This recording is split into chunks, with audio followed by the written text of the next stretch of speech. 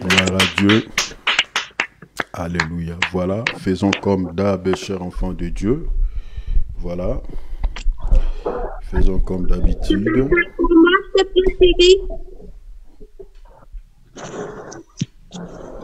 Gloire à Dieu.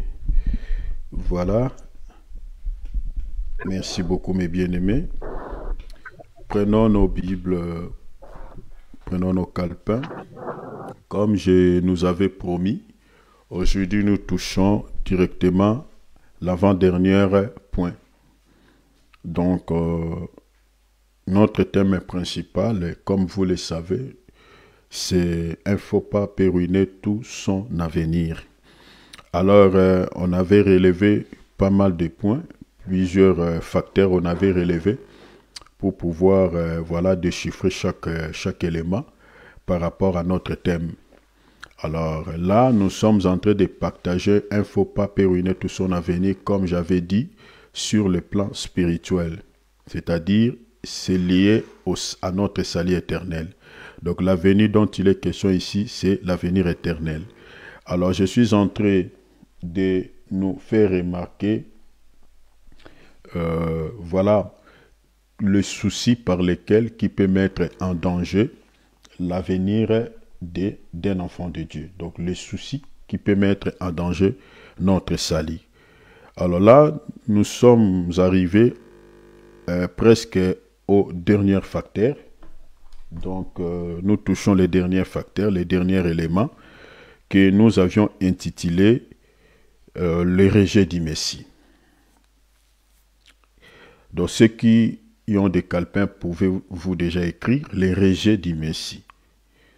Les rejets du Messie. Le rejet du Messie fait partir d'un faux pas qui peut mettre aussi en danger le salut d'une personne. Messie dont nous sommes en train de parler, vous le connaissez, c'est le Seigneur Jésus-Christ.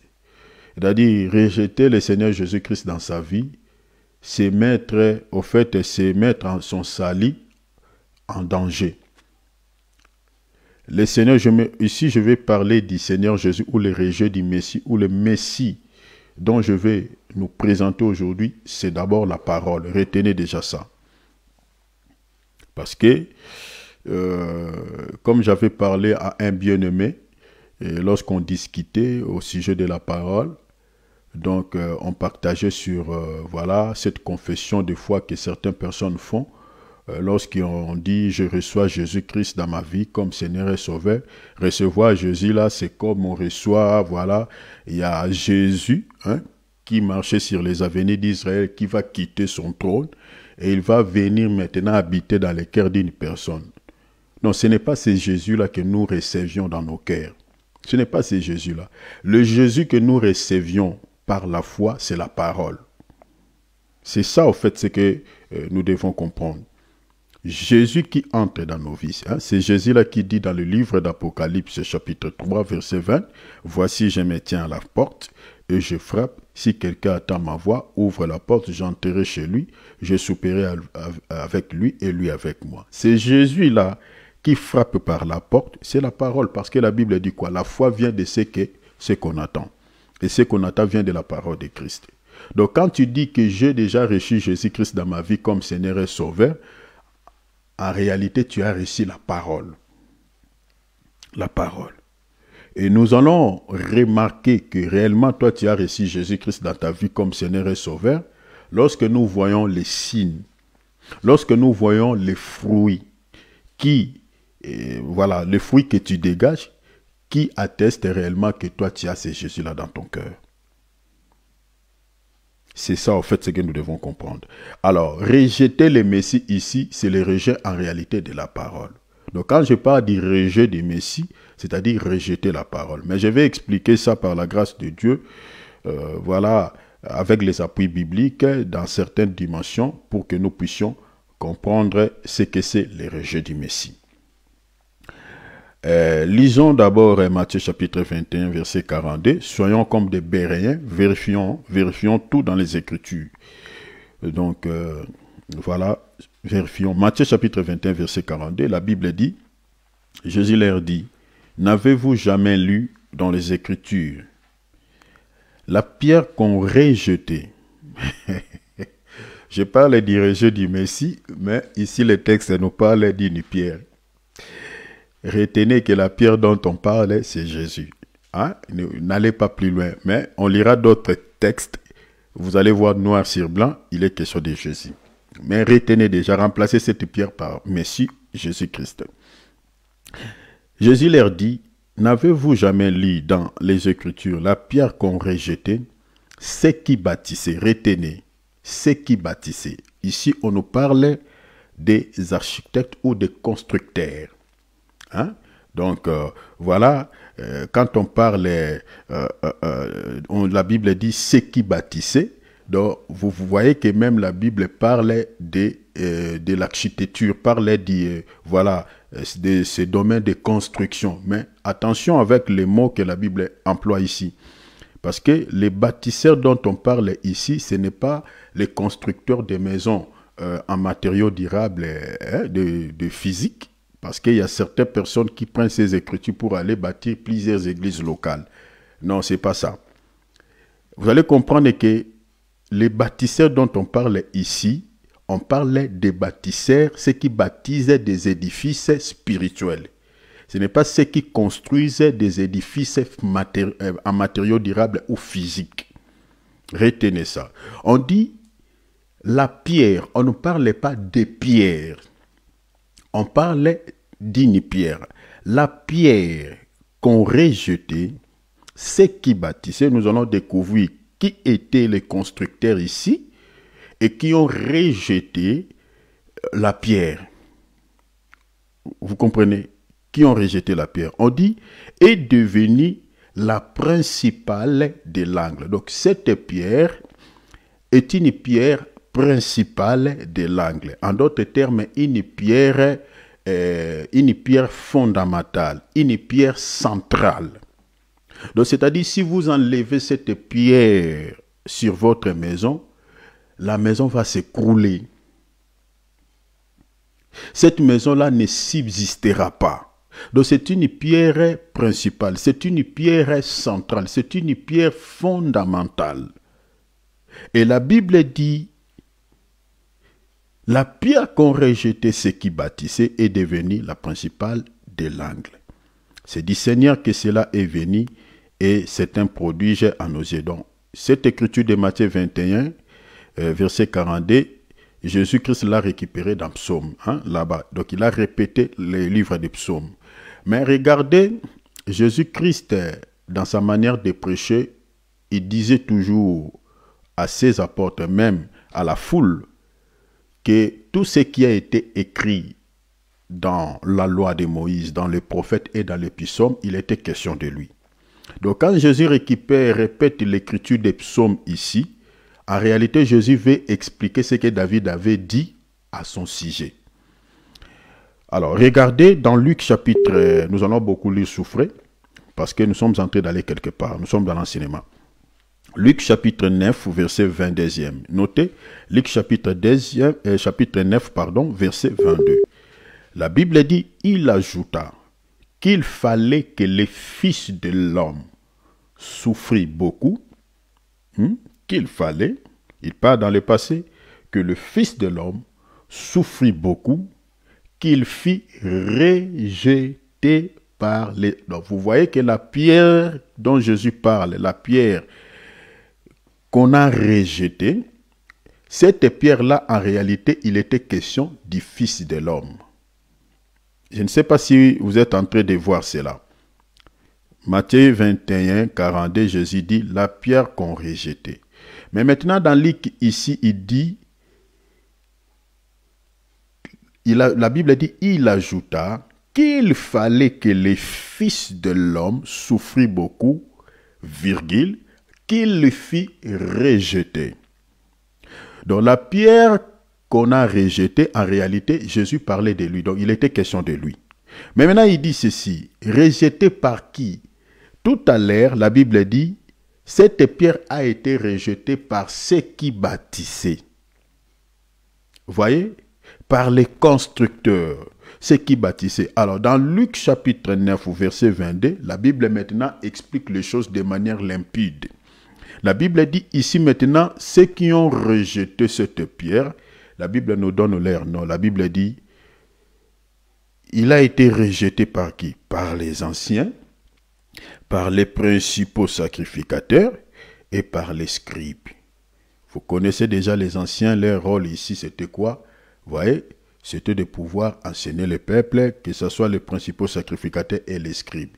C'était des gens qui étaient censés de pouvoir enseigner le peuple, d'encadrer le peuple par rapport à la loi du Seigneur. La Bible dit, les scribes, qui fit mise à mort et qu'il ressuscita le troisième jour. Donc ce sont eux qui ont tué la pierre, qui ont tué le Messie.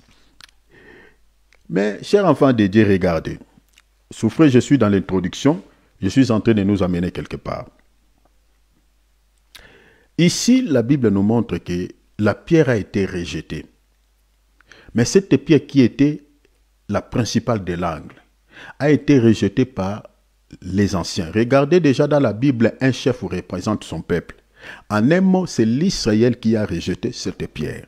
Parce que tous ces chefs-là, qui étaient censés de pouvoir encadrer le peuple, d'enseigner le peuple, représentent en réalité le peuple. Parce qu'un chef, quand il parle toujours au nom du peuple. Regardez même dans nos pays, quand les chefs parlent, ils parlent toujours au nom du peuple. Mais donc c'est l'Israël au fait qui a rejeté le Messie, qui a rejeté la pierre. Mais que nous dit maintenant la loi? Qu'est-ce que Dieu avait prédit au sujet de cette pierre? Qu'est-ce que Dieu avait annoncé de l'avance au sujet du Messie? Qu'est-ce que Dieu avait dit à son peuple? Regardez, lisons dans Deutéronome chapitre 18, verset 15. Dieu avait dit d'avance à ce peuple de pouvoir recevoir le Messie, de ne pas les rejeter. Dieu avait dit beaucoup de choses, mais je prends un verset.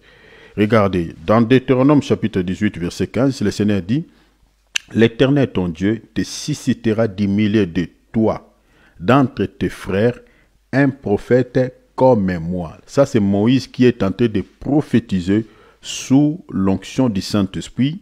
Il dit, « Le Seigneur suscitera. » C'était, en fait, je pourrais dire ici que Moïse, au soir de sa vie, il était en train de dire, de prophétiser à ce peuple que Dieu va susciter au milieu d'eux un prophète comme lui.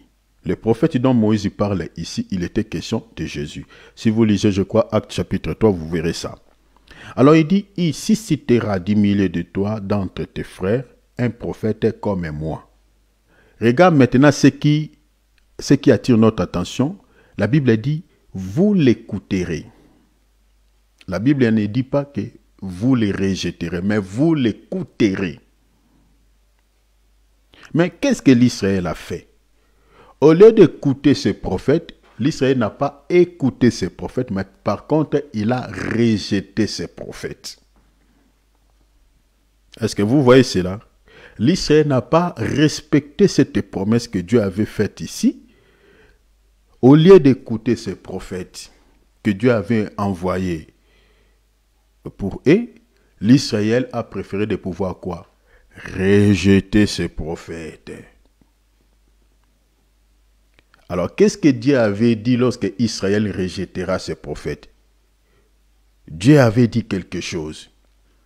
Que si vous n'écoutez pas ce prophète, si vous rejetez ce prophète, Dieu avait parlé des conséquences qui surgiront au sein de la nation d'Israël en rejetant ce prophète. Parce que je suis en train de parler les conséquences qui peuvent mettre en danger le salut d'une personne lorsqu'on rejette le Messie, lorsqu'on rejette la parole. C'est pour cela que je commence d'abord avec l'Israël qui est le modèle, parce que c'est lui qui a commencé à rejeter Messie. Alors que le Seigneur avait dit dans Deutéronome, vous ne pouvez pas les rejeter. Mais par contre, vous allez l'écouter, vous allez lui obéir, vous allez écouter ce qu'il vous dira. Mais l'Israël, la Bible dit, l'Israël a rejeté. Même si vous lisez dans Jean chapitre 1, verset 11, la Bible dit, il est venu chez les siens. Les siens, c'est-à-dire l'Israël, mais les siens ne l'ont point reçu. Il est venu, comme le Seigneur avait prédit, il est venu vers eux, mais l'ont rejeté, l'ont refusé, l'ont méprisé, l'ont abandonné. Et les répercussions engendrées par les refus du Messie et les conséquences du rejet du Messie étaient très tragiques. Regardez, le Seigneur avait dit ceci dans Lévitique.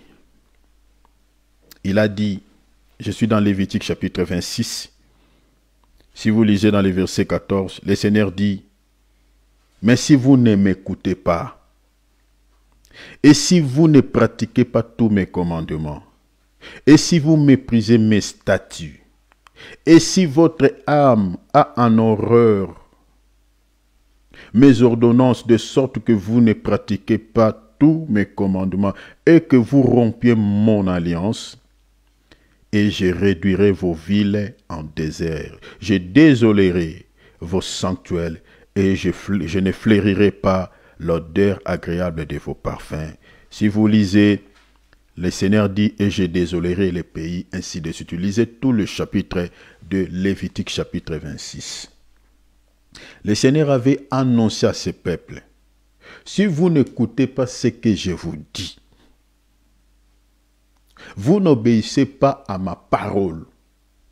Le Seigneur dit, regardez ce qui surgira au milieu de vous. Le Seigneur dit, je désolerai votre pays, vos villes, les sanctuaires là que vous avez construits en mon nom, je les désolerai, je les détruirai. Et si vous lisez le livre de 2 Chroniques, chapitre 36, vous allez voir comment est-ce que Dieu a détruit les premiers temples. Même le deuxième temple qui a été reconstruit par Zorobabel, il a été détruit par l'empereur Titus. Dieu a accompli ce qu'il avait dit dans Lévitique chapitre 28. Même si vous lisez même Deutéronome chapitre 28, à partir du verset 15, vous lisez même tout le chapitre, mais vous pouvez sauter, vous pouvez lire le verset 64 et puis 67.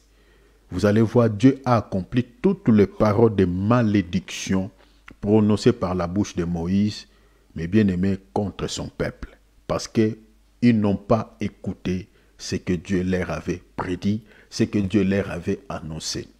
Ils ont rejeté ce que Dieu leur avait dit dans Deutéronome 18.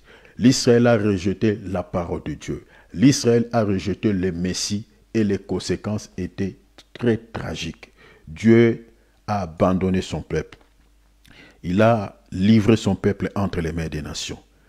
Regardez dans Deutéronome, je vous prends juste les Écritures, mais vous pouvez lire tous les chapitres à la maison. Donc à partir du verset 15 jusqu'au verset 67. Regardez ici, le Seigneur dit, je prends les versets en chemin, il dit, et si tu n'écoutes pas la voix de l'Éternel, ton Dieu, pour prendre garde à pratiquer tous ces commandements et ces statuts que je te commande aujourd'hui, il arrivera que toutes ces malédictions, le Seigneur prononce le mot malédiction. Attention, chers enfants de Dieu, toutes les malédictions ne viennent pas du diable. Hein? Attention. Regardez ici, il dit, toutes les paroles de malédiction viendront sur toi et t'atteindront. Et le Seigneur dit, et l'Éternel te dispersera parmi tout le peuple d'un bout de la terre jusqu'à l'autre bout de la terre. Ce que Dieu dit ici, vous serez dispersés d'un bout de la terre et d'un autre bout. Cette prophétie a été bel et bien accomplie contre ce peuple parce que l'Israël n'avait pas obéi à ce que Dieu avait dit. L'Israël a été dispersé parmi toutes les nations de ce monde. Je vous parle, je pèse mes mots, je dis toutes les nations, tous les pays que vous connaissez dans ce monde, on retrouvait même un juif là-bas. Même aux terres des fées, là-bas, même là-bas vers l'Esquimau, vers l'Alaska, il y avait des juifs là-bas. En Russie même, il y a une ville aujourd'hui qu'on appelle Carcassonne. Au fait, c'est le territoire qu'on avait donné aux Juifs. L'Israël était dispersé parmi toutes les nations. L'Israël avait perdu la terre. Il était considéré comme un peuple apatride qui n'avait pas de terre. Dieu avait accompli toutes les paroles de malédiction prononcées ici. La terre d'Israël était devenue désertique. Cette terre-là commence à reproduire aujourd'hui parce que Dieu avait dit aussi dans une autre prophétie, il va ramener son peuple et là où il y avait des déserts, le Seigneur va les refleurir encore de nouveau. Mais à cause du rejet du Messie, parce que l'Israël avait rejeté le Seigneur, n'avait pas écouté le Seigneur, le Messie qu'il avait envoyé à cette nation, la conséquence était terrible. Au moment où même nous sommes en train de parler, tout ce qui se passe là-bas au Moyen-Orient, entre l'Israël et la Palestine, c'est les conséquences de ce que Dieu avait prononcé dans Lévitique 26 et puis dans Deutéronome 28. Le rejet du Messie. L'Israël n'aura jamais la paix. Comme vous voyez là, mes bien-aimés, jusqu'au retour glorieux du Seigneur Jésus-Christ, que ce peuple-là aura la paix. C'est les conséquences de rejeter le Messie. C'est les conséquences de ne pas pouvoir écouter ce que Dieu avait dit.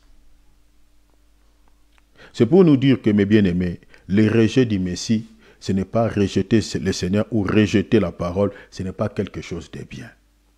Si Dieu n'a pas laissé son peuple impuni par rapport à ce qu'il avait prononcé dès l'avance, mes bien-aimés, à combien plus forte raison nous?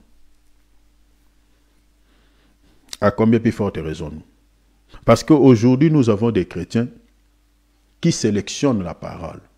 Oui, je parle de les sélectionner dans le sens où la parole est prêchée, cette parole est justifiée dans les Écritures. Mais tu verras qu'il y a certains chrétiens qui sélectionnent. Il dit, bon, ça, c'est une parole. J'avais même entendu quelqu'un qui m'avait dit, ce que vous êtes en train de prêcher là, c'est un évangile démodé, c'est un évangile archaïque. Ça m'a estomaqué, ça m'a étonné. J'ai dit, ah bon, il y a aussi un évangile archaïque. Il y a aussi un évangile antique. Vous voyez cela? Donc, c'est-à-dire, il y a certains chrétiens aujourd'hui qui veulent que nous tous, nous puissions prophétiser comme le prophète de Baal, hein, comme c'était au temps du roi Akab. Donc, tous les 400 prophètes, tous prophétisaient de la même manière. Sur Akab. Ah, voilà, c'était de belles paroles. C'était des paroles qui réjouissaient les cœurs d'Akab. Mais heureusement, il y avait quand même des prophètes de l'Éternel. Michée était mis à part. Il marcha à contre-courant. Regardez aujourd'hui l'évangile que nous écoutons partout. Je crois qu'après ces messages, l'homme de Dieu Alex, par la grâce de Dieu, nous allons partager sur les faux prophètes et les fausses doctrines. Je vous demande vraiment de pouvoir suivre, mes bien-aimés, ces nouveaux thèmes que nous allons aborder. Vous allez comprendre beaucoup de choses.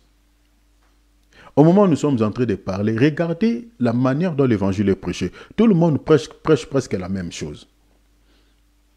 Surtout aujourd'hui, ici, vous allez dans... voilà, je parlerai dans le milieu, par exemple, des prédicateurs africains.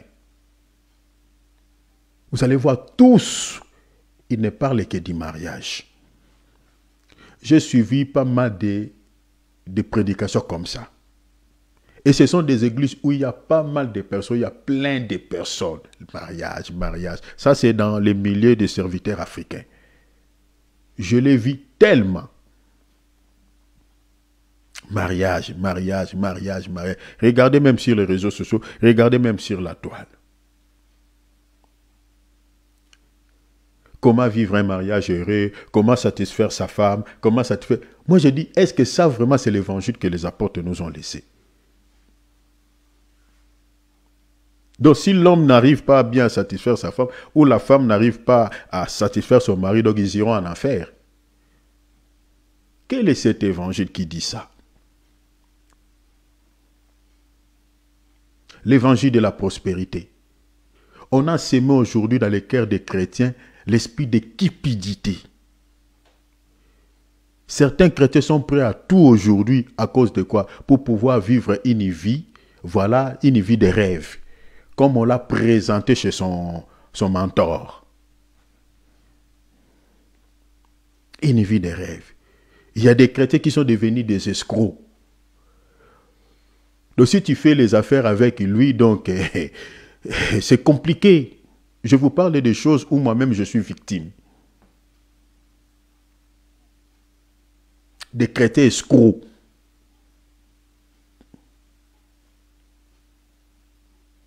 Alors, tout ça, c'est parce que on a présenté aux gens un Jésus de Matthieu, un Jésus maman. Ce n'est pas vraiment le Jésus que les apôtres nous ont présenté.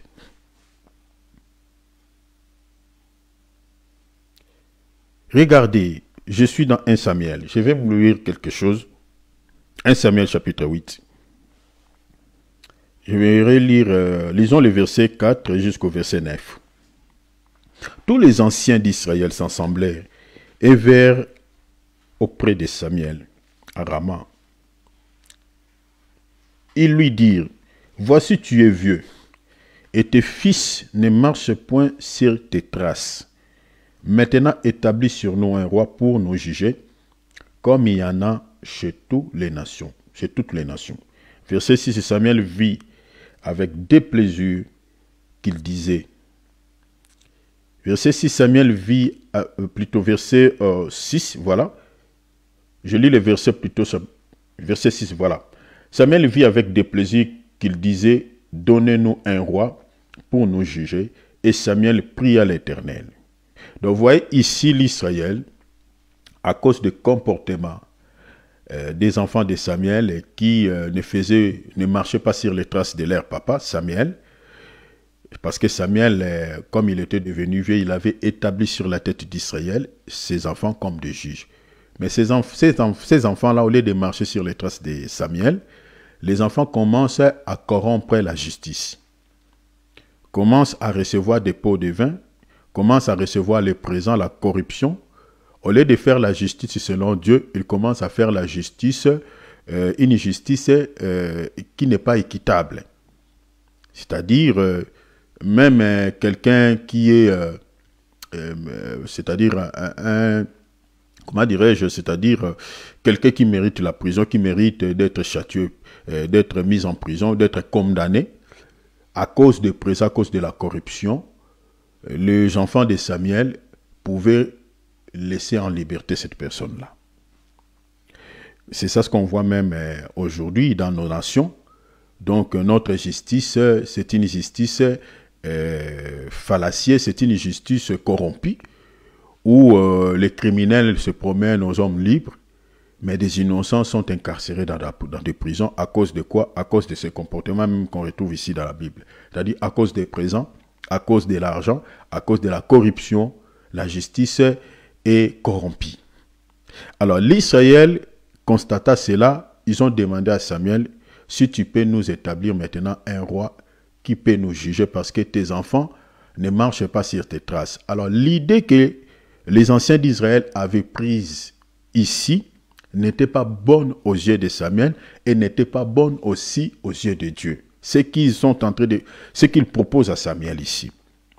Maintenant, Samuel, au lieu de répondre directement aux anciens, Samuel, il a pris, il a emprunté la voie de pouvoir consulter d'abord Dieu avant de répondre aux anciens. Ça, c'est vraiment magnifique à tous les hommes de Dieu, au lieu d'être un petit Dieu, un petit Jésus, qui fait tout sans consulter Dieu, hein, vous voyez, donc sans demander l'avis de Dieu, comme on voit certains hommes de Dieu aujourd'hui, qui tranchent les problèmes, qui prennent des décisions même à la place de Dieu, qui dirigent les églises comme on dirige les partis politiques, vous savez, vous voyez, parce qu'il y a certaines églises qui sont conduites comme ça. Tout est centralisé par un homme de Dieu, et c'est l'homme de Dieu qui prend toutes les décisions.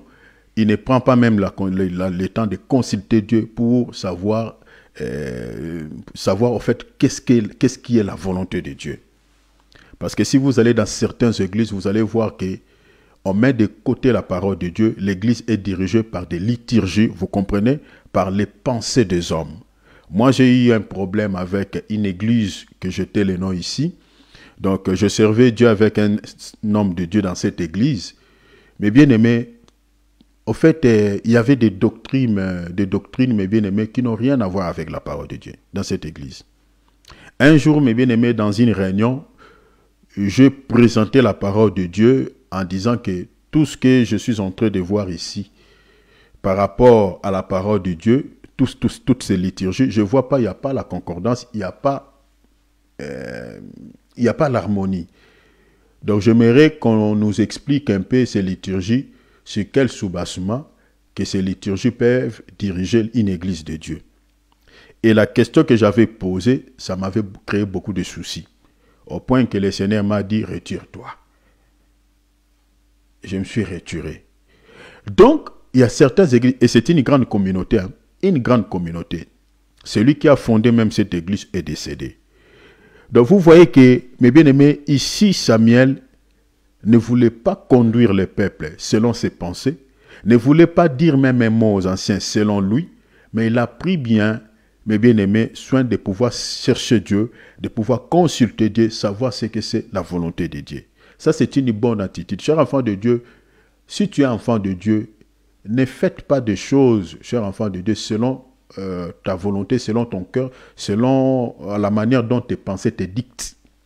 Mais ayez aussi le temps, prenons aussi le temps de pouvoir consulter même Dieu pour savoir si ce que tu veux faire là est dans la volonté de Dieu ou pas. C'est très important.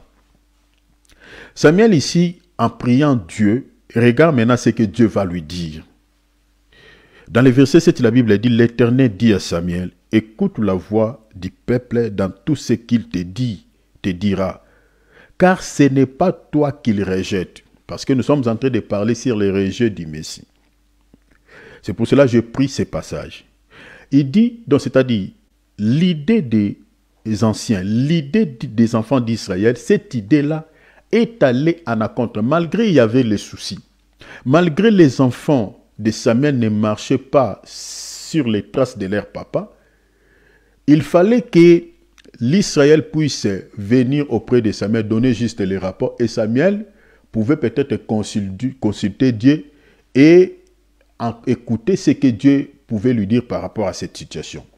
Mais l'Israël, au lieu de laisser la volonté de Dieu puisse prendre place, l'Israël est venu déjà avec une proposition. Il dit à Samuel, nous voulons avoir un roi à la tête de notre pays, le roi là qui va nous juger comme toutes les nations. Tes enfants, vous voyez, et ça n'a pas plu au Seigneur, et Dieu dit, ils m'ont rejeté. Ils t'ont pas seulement rejeté, mais ils m'ont aussi rejeté. La Bible dit, ils m'ont rejeté, c'est moi qui les rejette. Voilà ce que le Seigneur dit, afin que je ne règne plus sur eux. Verset 8. Ils agissent à ton égard comme ils ont toujours agi. Depuis que je les ai fait monter, le Seigneur s'est rappelé même du passé. Il dit, ce n'est pas aujourd'hui qu'ils commencent à me rejeter. Depuis que je les ai fait monter d'Égypte jusqu'en ce jour. Ça, c'est le comportement de plusieurs chrétiens parmi nous. Il dit, jusqu'en ce jour, ils m'ont abandonné, ils m'ont rejeté. Pour servir quoi? D'autres dieux. Le Seigneur explique comment l'Israël les rejetait. Il dit, parce qu'ils couraient derrière et après d'autres dieux. Ils servaient d'autres dieux. L'idolâtrie. Laisse-moi nous dire, mes bien-aimés, quand quelqu'un est dans l'idolâtrie, en réalité, il a rejeté le Seigneur. Il a rejeté celui qui l'a créé. Il a rejeté celui qui est le vrai Dieu. Donc quand vous voyez tous ceux qui sont dans l'église catholique là, tout ça, qui prient Marie, tous ceux qui sont dans le bouddhisme, tous ceux qui sont, qui prient, qui invoquent les idoles, qui ont des statuettes, mais bien aimé, toutes ces personnes-là, selon les Écritures, en réalité, ils ont rejeté Dieu. Ça, c'est la première dimension de l'idolâtrie. Et vous savez que l'idolâtrie dans la Bible, c'est un grand péché. C'est un grand péché. Ça fait partie des grands péchés, parmi lesquels il y a aussi l'adultère. Les gens qui aiment sortir avec les femmes d'autrui et les maris d'autrui. Ça fait partie des grands péchés. Je suis désolé pour les gens qui disent qu'il n'y a pas de grands péchés. Une personne qui a volé une pomme et une personne qui a ôté la vie à quelqu'un, mais bien aimé, vous allez dire quoi? Ces péchés-là sont pareils. Et l'idolâtrie, c'est un grand péché. Et aujourd'hui, il y a des idolâtres parmi nous, c'est-à-dire des gens qui ne prient pas des statuettes, mais qui sont des idolâtres par rapport au désir de la chair. Hein? Vous voyez cela? Vous savez que la cupidité est une idolâtrie, l'amour de l'argent. Lisez Ephésiens chapitre 5, je crois, verset 5. La cupidité est une idolâtrie. L'impudicité, c'est une idolâtrie. Tu peux aussi devenir idole par rapport à ton autel. Si ton autel ne te permet pas de prier, tu es aussi une idolâtre, un idolâtre. Il y a des idolâtres ici même en Europe, les gens qui sont cloués, je ne sais pas, cloués sur les canapés en train de regarder les séries télévisées du matin jusqu'au soir. Ils ne se fatiguent pas et tous les jours c'est comme un kir de médicaments. C'est une idolâtrie. Nous ne cesserons de dire ces choses, hein, parce que la parole de Dieu doit être donnée à un temps convenable. Les temps auxquels nous sommes en train de traverser, mes bien-aimés, on ne joue pas avec son salut. Quand on est dans l'idolâtrie, en réalité, vous rejetez le Seigneur. Rejetez le Seigneur, je dis tout à l'heure, rejetez la parole. Cette parole que nous sommes en train d'annoncer là. Quand vous ne la mettrez pas en pratique, en réalité, vous ne rejetez pas un homme. C'est ça ce que Dieu dit à Samuel. L'Israël t'a pas rejeté. Ils n'ont pas rejeté un homme, mais ils m'ont rejeté. Ce n'est pas toi, Samuel, que l'Israël a rejeté, mais ils m'ont rejeté.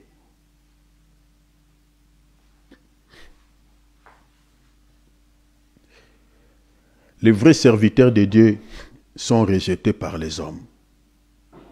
Ne sont pas considérés, sont méprisés. Les gens les regardent par la morphologie. Ah, qu'est-ce que cet homme de Dieu a? Est-ce qu'il a,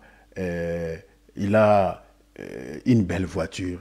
Est-ce qu'il a une vie vraiment comme les autres serviteurs de Dieu? Est-ce qu'il est habillé en costume et cravate? Est-ce qu'il a quoi? On regarde ce qui frappe aux yeux. On regarde le matu-vie. Mais laissez-moi nous dire, mes bien-aimés, le Dieu que nous prions est un Dieu qui se cache. Les vrais serviteurs de Dieu, ce n'est pas peut-être ce que vous voyez là sur les télévisions. Peut-être ce sont des hommes que Dieu a cachés. Vous savez, même au temps d'Israël, au temps d'Akab, ceux qui étaient au vu et au sud du peuple, c'était les faux prophètes. Ce sont eux que le peuple voyait souvent. Mais les vrais serviteurs de Dieu étaient cachés. Dieu a dit à Élie, j'ai caché. Surtout au temps auquel nous sommes en train de traverser, les vrais ministres de Dieu sont incognito. Les vrais serviteurs sont inconnus. Dieu les cache. La majorité, Dieu les cache. Et ces genres de serviteurs de Dieu n'ont pas peut-être l'apparence. N'ont pas peut-être, voilà, tout ce que vous voyez chez ces serviteurs-là. Non, pas peut-être ça. Regardez même la vie des apôtres. Ici, le Seigneur dit, ils t'ont pas rejeté, mais moi, l'Éternel, que l'Israël a rejeté. À cause de quoi? Il dit, c'est un peuple qui me rejette. Comment? Le Seigneur dit, lorsqu'il court après les idoles. Qu'est-ce qui prend place vraiment dans ta vie? Qu'est-ce qui se présente dans ta vie comme un obstacle à la prière? Qu'est-ce qui te prend vraiment le temps plus que la parole de Dieu? Tu n'es pas comme l'Israël, cher enfant de Dieu. Tu n'es pas un idolâtre.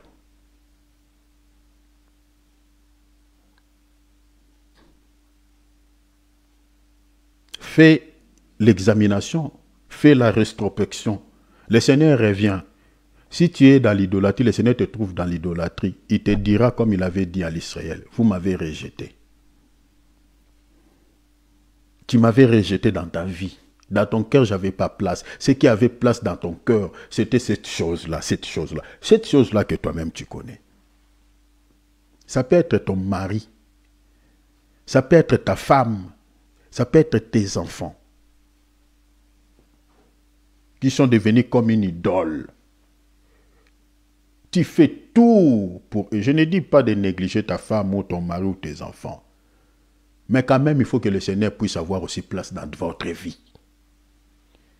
S'il y a quelque chose que tu aimes, quelque chose plus que le Seigneur, plus que la parole de Dieu, mais bien aimé, c'est ça ce qu'on appelle l'idolâtrie. Vous savez, le Seigneur que nous prions est un Dieu jaloux.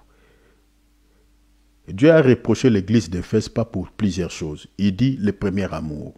Le Seigneur aime être aimé, hein, sauf avec la tautologie, aime être aimé, cher enfant de Dieu, à la première place. Le Seigneur n'aime pas la deuxième place. Non, non. Le Seigneur veut la première place. La première place. La place même que tu réserves à ton mari, le Seigneur veut cette place-là. La première place que tu réserves pour ta femme, pour tes enfants, le Seigneur veut cette place-là. Première place. Il dit, c'est que tu as abandonné le premier amour.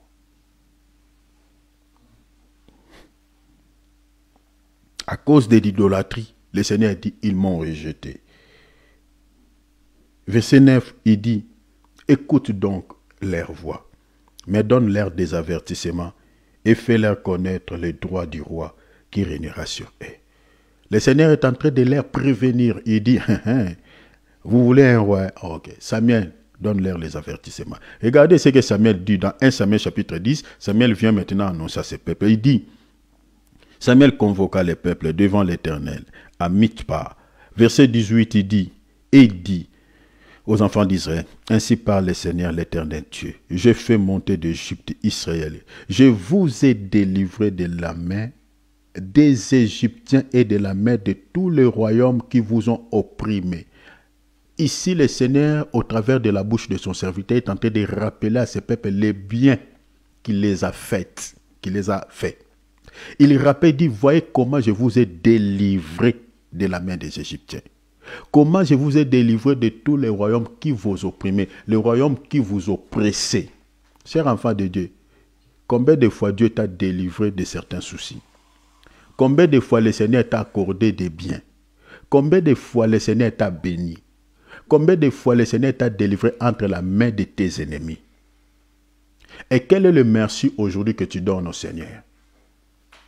Ici, le Seigneur est en train de rappeler à ses peuples, je vous ai délivré de la main des Égyptiens, de la main de tous les royaumes qui vous opprimaient. Verset 19, aujourd'hui, vous rejetez votre Dieu, qui vous a délivré de tous vos maux, de toutes vos souffrances. Le Seigneur t'a délivré peut-être d'une maladie, t'a délivré de cette souffrance-là, t'a délivré de ces maux-là, de ces douleurs-là. Mais depuis que le Seigneur t'a accordé cette délivrance, tu as tourné le dos au Seigneur. Tu priais pour demander à Dieu ce soutien. Tu priais pour demander à Dieu cette solution. Tu jeûnais, tu priais, tu prenais le temps dans la prière. Mais depuis que tu es délivré, combien de temps tu pries le Seigneur? Combien de temps? Combien? Il y a des gens qui ont tourné le dos au Seigneur. Ils ont oublié tous les biens que le Seigneur les a accordés. Le Seigneur dit, puisque tu ne demeures plus, tu m'as rejeté en réalité. Tu m'as rejeté parce que tu as tourné le dos au Seigneur et tu commences à regarder plutôt d'autres choses. Tu n'as plus le temps de prier, tu n'as plus le temps de jeûner. Tu demandes à Dieu le travail, le Seigneur t'a accordé ce travail. Tu n'as plus le temps de fréquenter l'ensemble, tu n'as plus le temps de développer une intimité avec le Seigneur. C'est ça, au fait, le rejet du Messie. Mais bien aimé, quand il y a quelque chose qui prend place tellement dans votre vie et que vous n'avez plus le temps de développer votre intimité avec le Seigneur, c'est ça ce que le Seigneur considère comme étant le rejet. C'est ça ce qu'il dit dans le verset 19. Le Seigneur dit, je vous ai délivré du pays d'Égypte. Je vous ai délivré de tous les royaumes. Je vous ai délivré de toutes les souffrances. Je vous ai accordé la délivrance dans tous les domaines. Mais le Seigneur dit, aujourd'hui, vous rejetez votre Dieu. Vous m'avez rejeté. Vous avez rejeté pourquoi? Vous avez rejeté comment? Parce que vous ne prenez plus le temps de prier le Seigneur. Vous avez rejeté le Seigneur comment? Parce que vous n'avez plus le temps de lire la parole. Vous avez rejeté le Seigneur comment? Parce que vous avez remplacé dans votre cœur la place que vous réservez pour Dieu, vous avez remplacé les désirs de la chair.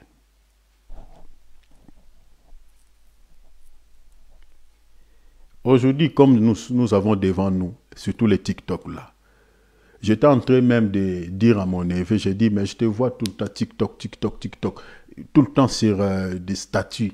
Il partage que des distractions, que des distractions. Et ces comportements même, même aux adultes, si ce n'est pas les théâtres, c'est les séries télévisées. Si ce n'est pas les séries télévisées, c'est toutes les distractions qui sont sur la toile. Beaucoup de chrétiens aujourd'hui, la vie de prière, n'ont plus la vie de prière à cause de quoi? À cause des réseaux sociaux. N'ont plus la vie de prier Dieu à cause des réseaux sociaux. C'est ça les rejets. C'est ça les rejets. C'est ça. C'est-à-dire vous avez abandonné la prière. Vous avez rejeté la prière à cause de quoi? À cause de quelque chose qui a pris tellement place dans votre vie. C'est ça rejeter les messies. C'est ça rejeter les seigneurs.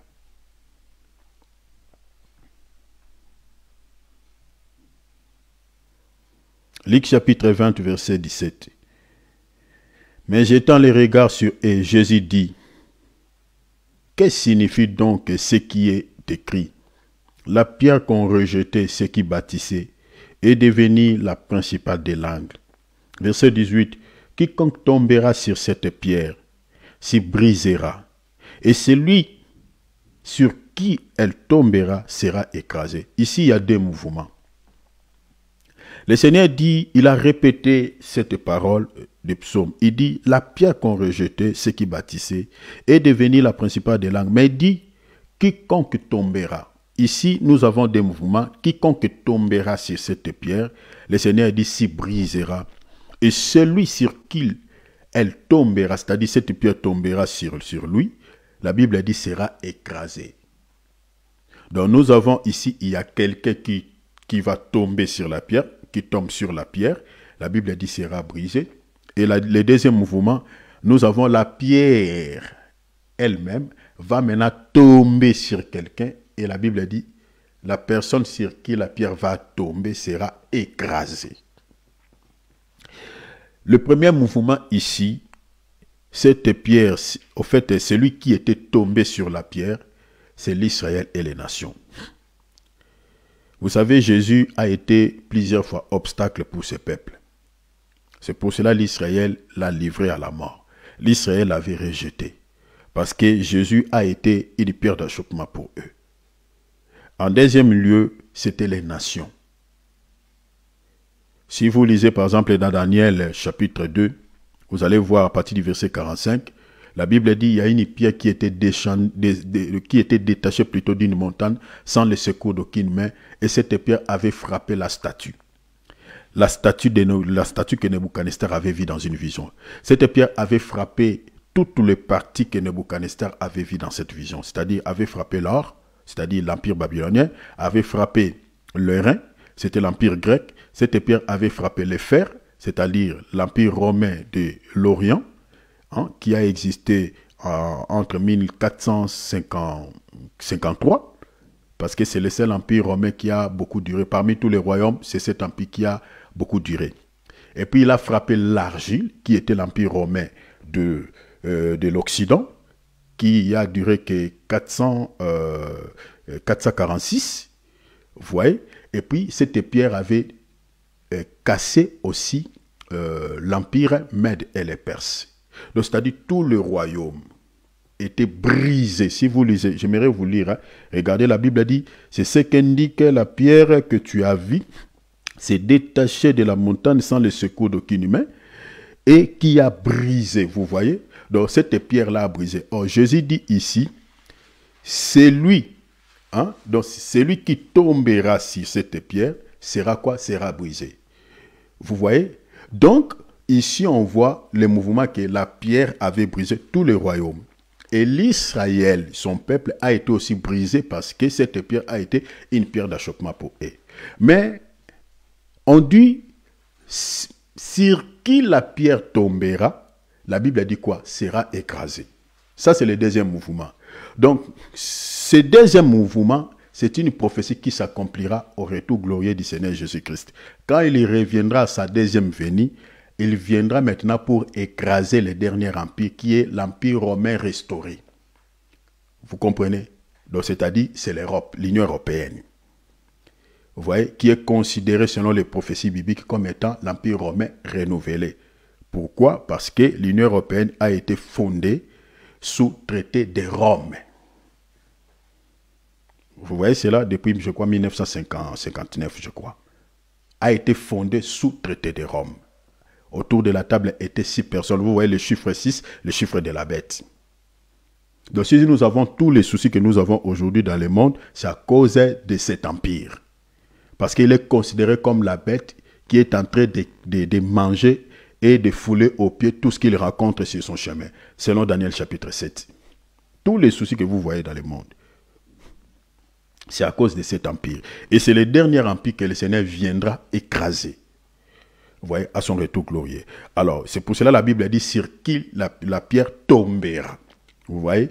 Alors, la Bible dit dans le verset 19, le Seigneur dit, sur qui la pierre tombera, sera écrasé. Dans le verset 19, on dit, les principaux sacrificateurs et les scribes cherchaient à mettre la main sur lui à l'air même. Verset 7, ils craignirent les peuples. Ils avaient compris que c'était pour eux que Jésus avait dit cette parabole. Donc, c'est-à-dire, les bâtisseurs, selon le contexte de ces passages, ici, la Bible nous montre que les sacrificateurs, étant les docteurs de la loi, savaient que les bâtisseurs dont Jésus fait mention là-bas, il est question de nous. Donc, il parlait de nous. Vous voyez? Donc, ce sont eux qui avaient rejeté le Messie. Mais regardez, selon la pensée de Dieu dans Romains chapitre 8, on voit que l'Israël, Jésus a été, comme je viens de dire aussi, une pierre d'achoppement pour eux. Et comme Jésus était une pierre d'achoppement pour eux, qu'est-ce que l'Israël avait fait? C'est-à-dire, quand on parle d'une pierre d'achoppement, Jésus était un obstacle pour l'Israël par rapport à son évangile, par rapport à ce qu'il disait. Parce que Jésus, ce qu'il disait, selon l'Israël, était en contre de ce que Moïse avait dit. Donc Jésus parlait des choses contre Moïse. Je vous donne par exemple une écriture où Jésus dit dans Matthieu chapitre 5 verset 44, il dit, vous avez appris dans la loi qu'il est écrit, tu aimeras ton prochain et tu haïras ton ennemi. Ça c'est Moïse qui dit comme ça. Mais Jésus maintenant dit, moi je vous dis, tu aimeras ton ennemi. Quand les Juifs entendent cela, ils disent, mais qui est celui-ci qui contredit Moïse? Moïse a dit, tu aimeras ton prochain, tu haïras ton ennemi. Lui, il vient nous dire que non, vous devez aussi aimer vos ennemis. Moi, je vous dis.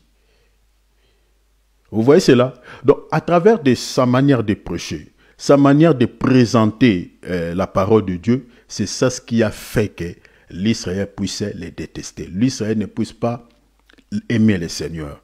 Ainsi, ils ont préféré de pouvoir les rejeter. Ils ont préféré de pouvoir, mais bien aimé, l'abandonner. Alors, regardez, je vais vous lire Romains chapitre 30. Je vais vous lire quelque chose ici. Romains chapitre 8, verset 30, on va lire jusqu'au verset 33. La Bible dit, que dirons-nous donc?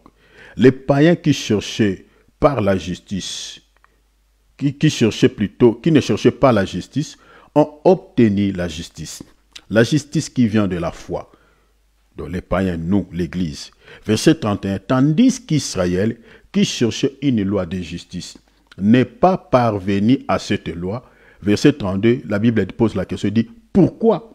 Parce qu'Israël l'a cherché non pas par la foi, mais comme provenait des œuvres. Comme provenait des œuvres, ils se sont heurtés contre la pierre d'achoppement. Vous voyez cela? Contre la pierre. Donc cette pierre, il est question de Christ. Contre la pierre d'achoppement. Parce que vous devez comprendre que la Bible dit, la loi a été promulguée par Moïse, mais la grâce et la vérité sont venues avec Jésus-Christ. Vous voyez cela?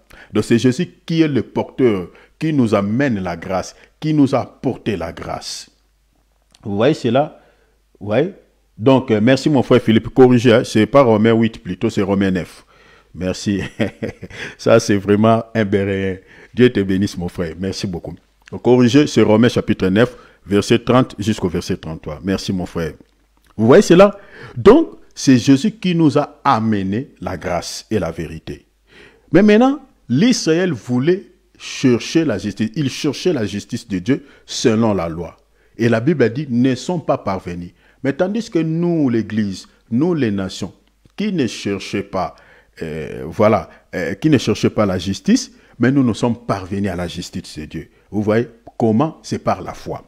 Maintenant, regardez maintenant dans le verset 33. La Bible dit, selon qu'il est écrit, voici. C'est là où maintenant je vais attirer notre attention à quelque chose. J'aimerais dire quelque chose ici à partir de ce verset 33.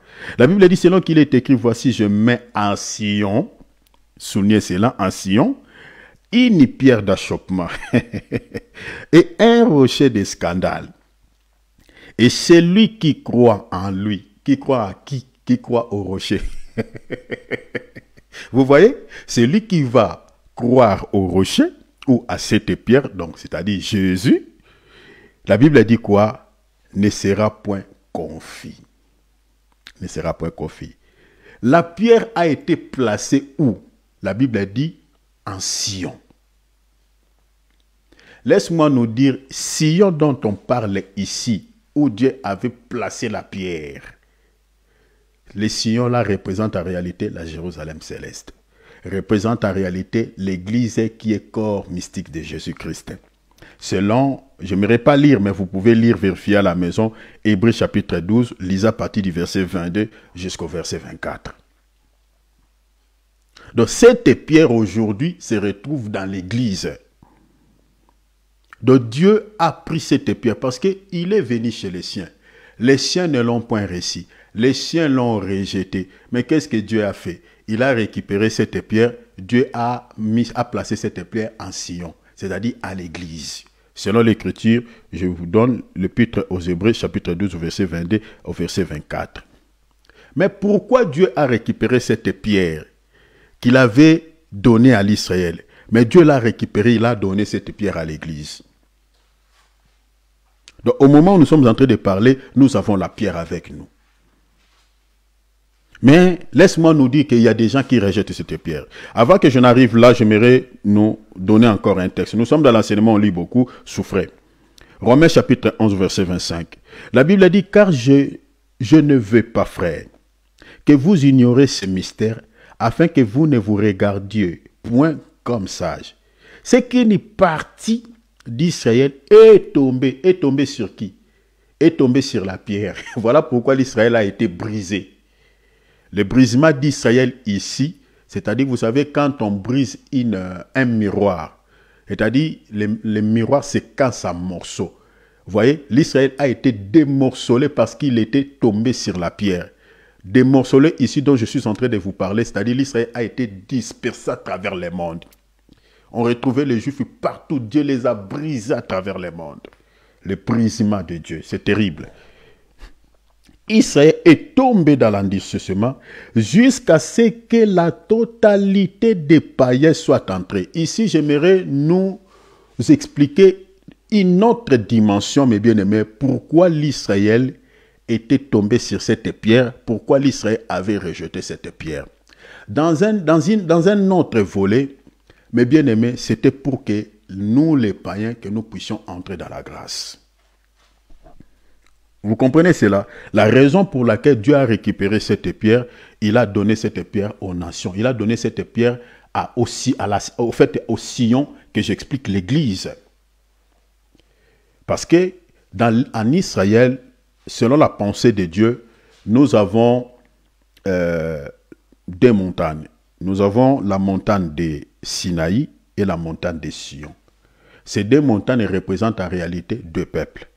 La montagne de Sinaï, selon la parole de Dieu, si vous lisez l'écriture, le passage que je vous ai donné tout à l'heure, c'est-à-dire Hébreux chapitre 12, vous remontez un peu plus loin, on parle de la montagne de Sion, et puis on parle de la montagne plutôt de Sinaï, et puis de la montagne de Sion.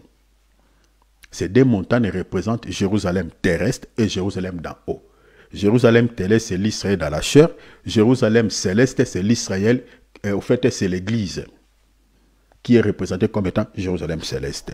Alors Dieu a pris, et cette Jérusalem céleste, c'est ça le Sion. Et Dieu a pris la pierre, il a placé cette pierre en Sion, c'est-à-dire à l'Église. Mais regardez, qu'est-ce qu'Ésaïe dit par rapport à cette pierre? Ésaïe 8, 4, 14. Ésaïe dit ceci: c'est l'Éternel des armées que vous devez sanctifier. C'est lui que vous devez craindre. Suivez bien la lecture. C'est lui que vous devez craindre et redouter. Verset 14. Il dit, l'Éternel, sera un sanctuaire, mais aussi une pierre d'achoppement. Ici, j'ai envie de parler sur la divinité de Jésus. On nous parle de Christ qui est la pierre angulaire, mais Ésaïe dit c'est l'Éternel qui est la pierre d'achoppement. Mais dans tous les textes que nous avons lus ici, on présente la pierre d'achoppement comme étant Jésus. Mais Ésaïe dit c'est l'Éternel. C'est une parenthèse que j'ouvre et je referme. C'est pour nous dire que Jésus-Christ est lui l'Éternel. Il dit, l'Éternel sera un sanctuaire. Le sanctuaire ici, c'est le temple. Parce que nous n'avons pas de temple. Nous n'avons qu'un seul temple. En Israël, il n'y a pas eu de temple. Un seul temple. Même au ciel, il n'y a qu'un seul temple. Vous voyez cela? Or, celui qui était le temple véritable, selon Jean chapitre 2, c'était Jésus. Il est venu, il dit, détruisez ce temple, en 3 jours je l'ai bâti. La Bible dit, il parlait du temple de son corps.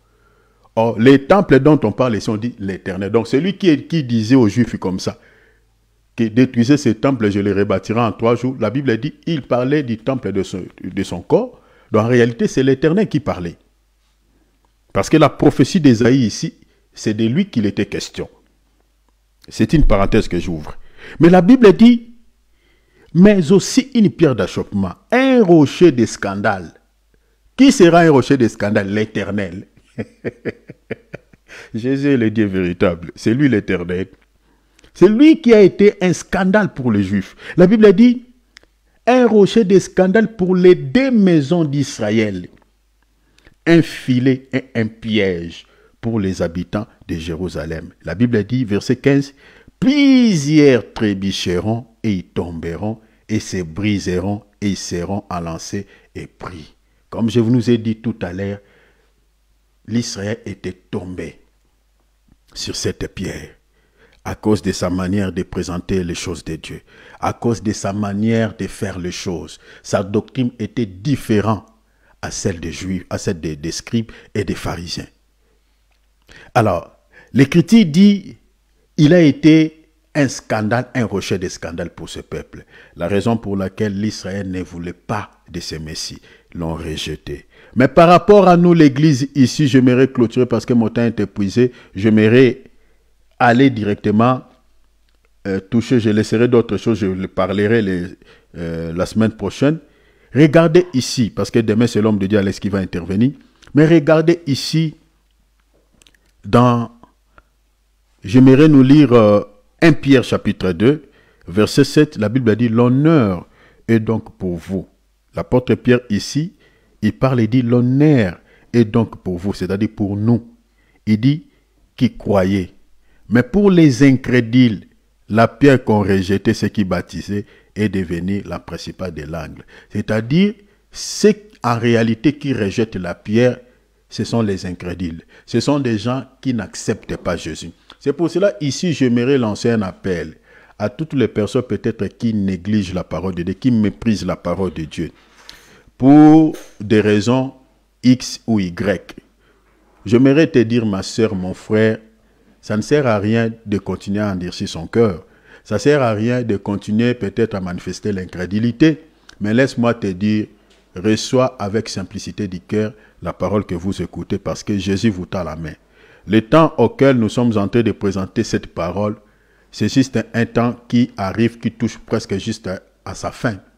Parce que, et après ce temps, mes bien-aimés, le temps qui viendra, ça sera le temps du jugement. Mais le Seigneur donne grâce à tout le monde. La porte de la grâce est encore ouverte à tout le monde. Tout le monde peut entrer. Et Jésus te tend la main et saisit la main de Dieu via cette parole. Parce que le Seigneur veut sauver ton âme. Ne la rejette pas.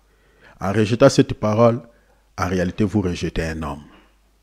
Vous rejetez le Messie. croyez à cette parole. Si vous croyez à ces messages, c'est-à-dire vous avez accepté la pierre angulaire de prendre place dans votre vie. La Bible a dit l'honneur est donc pour vous qui croyez. Mais pour les incrédules, les incrédules ne croient pas. J'aimerais aller vite voir d'autres textes et puis je reviendrai la semaine prochaine pour nous parler d'autres choses par rapport à cela. Dans 1 Corinthiens, l'apôtre Paul, 1 Corinthiens chapitre 3 verset 10, l'apôtre Paul se présentait comme étant le constructeur. Il se présente comme étant un architecte. Il dit, selon la grâce, il dit dans le verset plutôt 9, il dit, nous sommes ouvriers avec Dieu. Vous êtes le champ de Dieu, l'édifice de Dieu. Vous voyez? Donc ici, l'apôtre Paul présente l'église de Dieu ou les chrétiens comme étant un édifice, comme étant une habitation de Dieu, comme étant une maison spirituelle. Mais regarde dans les versets 10, il dit, selon la grâce de Dieu qui m'a été donnée, j'ai posé le fondement comme un sage architecte. Donc vous voyez ici, l'apôtre Paul se présente comme étant un architecte, se présente comme étant le constructeur, celui qui construit une maison. Il dit ceci, un autre est bâti dessus. C'est-à-dire l'apôtre Paul, il dit, je ne suis pas le seul constructeur, je ne suis pas le seul bâtisseur, mais nous sommes nombreux. Mais il dit, celui qui bâtit dessus, il dit, il dit un autre bâti dessus, mais il dit que chacun prenne garde à la manière dont il bâtit dessus. L'apôtre Paul est en train de mettre en garde aux hommes de Dieu, aux serviteurs de Dieu comme lui, qui construisent aussi cet édifice, qui contribuent à la construction de cet édifice. En réalité, construire ou bâtir ici, c'est prêcher ou annoncer l'évangile ou enseigner la parole. C'est ça, bâtir l'édifice. C'est ça, construire cette maison spirituelle. C'est-à-dire, il dit, la manière dont vous êtes en train d'enseigner, la manière dont vous êtes en train de construire cet édifice qui est spirituel, il dit, prenez garde. Mais malheureusement, dans notre temps aujourd'hui, il y a certains ministres de Dieu qui ne prennent pas garde à la manière dont ils construisent cet édifice, à la manière dont ils bâtissent cet édifice. Ils ne prennent pas garde. Pourquoi ils ne prennent pas garde? Pourquoi? Parce qu'ils ne veulent pas marcher sur les traces des apôtres. L'apôtre Paul dit dans le verset 11, il dit, car personne ne peut poser un autre fondement que celui qui a été déjà posé. Il dit savoir Jésus-Christ. Donc quand il parle de Jésus, c'est-à-dire l'enseignement que Christ nous a légué. Si vous lisez dans Matthieu chapitre 28, verset 19 à 20, le Seigneur dit, enseignez-leur, faites de toutes les nations des disciples, enseignez-leur tout ce que je vous ai prescrit.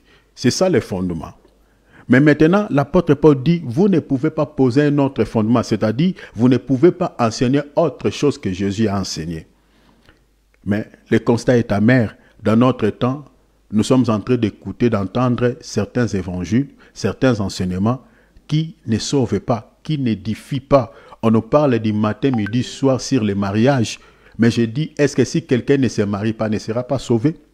On nous parle le matin, midi, soir, comment satisfaire son épouse, comment satisfaire son mari. Est-ce que si quelqu'un n'est pas satisfait dans le mariage, ne sera pas sauvé? On nous parle le matin, midi, soir sur l'évangile de prospérité, sur les choses de la terre. Est-ce que les pauvres n'hériteront pas le royaume des cieux? C'est toujours les questions que moi je me pose. Si quelqu'un n'a pas réussi dans la vie de ce monde, dans la vie pragmatique de ce monde, cette personne-là, s'il a Christ, ne sera jamais sauvé. Donc vous voyez qu'il y a certaines personnes qui bâtissent sur cet édifice, mais ils ne prennent pas garde. La manière dont ils construisent cet édifice, la manière dont ils bâtissent notre foi, mes bien-aimés, n'a rien à voir à la manière dont les apôtres avaient construit, la manière dont l'apôtre avait enseigné. Et ça, c'est très dangereux. Cela peut mettre en danger notre salut éternel. C'est très dangereux. Mais regardez, dans 1 Thessaloniciens 4, versets 1 à 2, « Au reste, frères, puisque vous avez appris de nous comment vous devez vous conduire et plaire à Dieu, et que c'est là ce que vous faites, nous vous prions, nous vous conjurons, au nom du Seigneur Jésus, de marcher à cet égard de progrès en progrès. » Verset 2, il dit, « Vous savez en effet quel précepte, retenez cela, il dit quel précepte nous vous avons donné Suivez bien, mes bien-aimés. Il dit, quel précepte nous vous avons donné de la part du Seigneur Jésus. Donc, quand l'apôtre Paul parle de préceptes ici, les préceptes en réalité sont des règles, des principes fondamentaux, des principes moraux qui guident à bien se comporter les uns vis-à-vis des autres. Ce sont des principes, ce sont des règles, ce sont voilà, comme je viens de dire, au fait, des bases, des doctrines de la vie chrétienne qui nous aident à pouvoir se comporter bien les uns vis-à-vis des autres. Mais regarde dans le verset 3 maintenant, il explique ces règles, il explique ces principes, il explique ces préceptes qu'il nous donne. Il dit ceci dans le verset 3, ce que Dieu veut, c'est votre sanctification. Ça c'est de 1. C'est que vous absteniez de l'impudicité. C'est-à-dire, une personne qui s'éloigne de l'impudicité, il vit dans la sainteté. Il est saint. Selon cette écriture, c'est quelqu'un qui vit dans une vie de sanctification. Je n'aimerais pas entrer vraiment dans la profondeur pour expliquer ce que c'est l'impudicité, mais vous connaissez l'impudicité selon quelques définitions voilà, que certains serviteurs de Dieu aussi ont donné, c'est les rapports sexuels hors mariage. Mais cela ne se limite pas seulement à ce niveau, mais c'est aussi la masturbation. C'est aussi prendre des plaisirs sexuels, mais bien aimés, d'une manière ou d'une autre. Tout ça fait partie de l'impudicité. À l'intérieur de l'impudicité, il y a l'adultère, il y a ce qu'on appelle la fornication. Il y a tout dedans. La prostitution. Tout ça fait partie de l'impudicité. Ça, c'est dans la dimension physique, mais attention, Jacques parle aussi de l'impudicité spirituelle. C'est-à-dire, quand on aime le monde, quand on est attaché au monde, quand on a les convoitises charnelles, ça c'est aussi une forme de l'impudicité sur le plan spirituel. Alors l'apôtre Paul nous exhorte ici. Il dit les préceptes que nous vous donnons, les préceptes que nous vous avons donnés comme base, ce qui peut vous aider, ce qui peut vous conduire vers les salis, parmi lesquels il parlait de la sanctification, de la sainteté. Et il a souligné, il dit que chacun de vous s'abstienne de l'impudicité. Verset 4, il dit, c'est que chacun de vous sache posséder son corps dans la sainteté et l'honnêteté. Le contraire de l'honnêteté, c'est la malhonnêteté. Aujourd'hui, on retrouve les serviteurs de Dieu dans la malhonnêteté, my God, dans la corruption. Les serviteurs de Dieu qui n'ont pas la vérité, qui ne disent pas la vérité aux autres. Surtout, regardez ce que l'apôtre Paul dit. Dans le verset 5, il dit, sans vous livrer à une convoitise pensionnée comme font les païens, il fait allusion aux païens, parce que ce sont eux qui vivent dans la convoitise pensionnée. Il dit, les païens qui ne connaissent pas Dieu, je termine la phrase, dans le verset 6, il dit, c'est que personne n'use envers son frère de fraude et la cupidité dans les affaires, la cupidité, l'amour de l'argent. La cupidité dans les affaires. Vous êtes en train de faire les affaires entre chrétiens, mes bien-aimés. Il y a l'autre qui est en train de jouer son frère. Mes bien-aimés, si dans ce monde, on se comporte comme ça, maintenant au ciel, on va faire comment? Devant les anges, parce que là-bas, ces choses-là n'existent pas. Et je ne pense pas un frère qui vit dans la vie, qui vit dans la cupidité, qui est dans la fraude, héritera les cieux. Je ne pense pas. Vous avez emprunté l'argent de votre frère. Et vous êtes en train de mentir votre frère que vous n'avez pas de moyens. Tout ça là. Pourquoi ça? Pourquoi? L'apôtre Paul parlait de la sanctification, de la cupidité. Nous devons s'abstenir de toutes ces choses. Nous devons vivre dans l'honnêteté. Il parle encore, il dit, parce que, il dit, c'est que personne n'ise envers son frère de fraude et de cupidité dans les affaires, parce que le Seigneur tire vengeance à toutes ces choses. Il dit, il y aura la vengeance de Dieu. Bien aimé, ceux qui vivent dans la cupidité n'hériteront jamais le ciel, parce qu'ils seront châtiés par Dieu.